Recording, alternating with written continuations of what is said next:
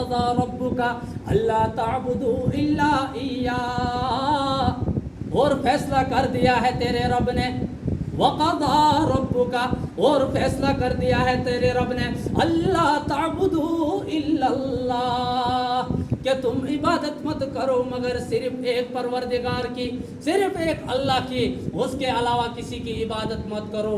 جہاں پروردگار اپنا تذکرہ کرتا ہے، اپنی وحدانیت کا تذکرہ کرتا ہے، وہی رب العالمین اس بات کا بھی تذکرہ کرتا ہے کہ والدین کے بھی کچھ حقوق ہیں اپنے۔ جہاں اللہ رب العزت نے اپنی وحدانیت کا تذکرہ کیا کئی جگہ قرآن پاک کے اندر، جہاں اللہ نے وحدانیت کا تذکرہ کیا وہاں اس کے ساتھ ساتھ اپنے والدین کے ساتھ حسن سلوک کرنے کا بھی تذکرہ کیا ہے۔ وہی آیت میں نے آپ کے سامنے سورہ بنی اسرائیل کی آیت آپ کے سامنے پڑھی تھی، جس کا ترجمہ میں پیش کروں گا۔ وَقَضَى رَبُّكَ أَلَّا تَعْبُدُوا إِلَّا إِيَّاهُ، اور فیصلہ کر دیا تیرے رب نے، اللہ تعبدوا الا ایاہ، تم عبادت مت کرو مگر صرف اللہ کی، صرف ایک اللہ کی عبادت کرو، اس کے علاوہ کسی کو مت مانو۔ یہ تمام کے تمام جتنی چیزیں ہیں، یہ تمام کی تمام چیزیں فنا ہونے والی ہے، یہ تمام ختم ہو جائیں گی،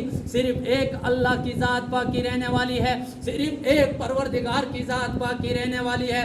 اگر تمہارا یقین اللہ پر ہوگا اور یقین کے مطابق اللہ تعالیٰ اللہ رب العزت تمہیں پھر عنایت فرمائیں گے۔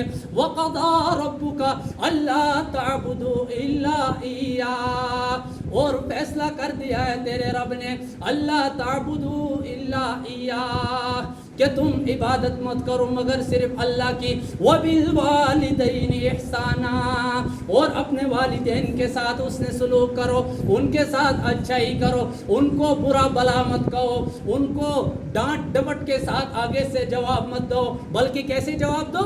آسانی کے ساتھ، نرم گفتگو کے ساتھ جواب۔ والدین کے ساتھ بات کریں تو کس طریقے سے بات کریں؟ بالکل آسانی کے ساتھ، نرمی کے ساتھ آپ ان کے ساتھ بات کریں۔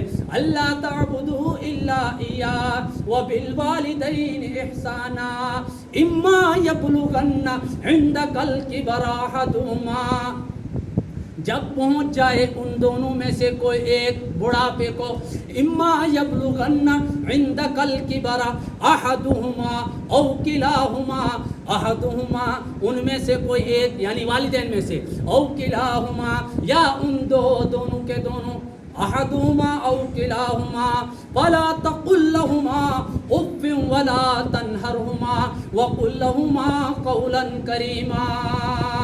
افسور اف ولا تنہرہما، افن تم ان کو اف بھی مت کہو، اف ولا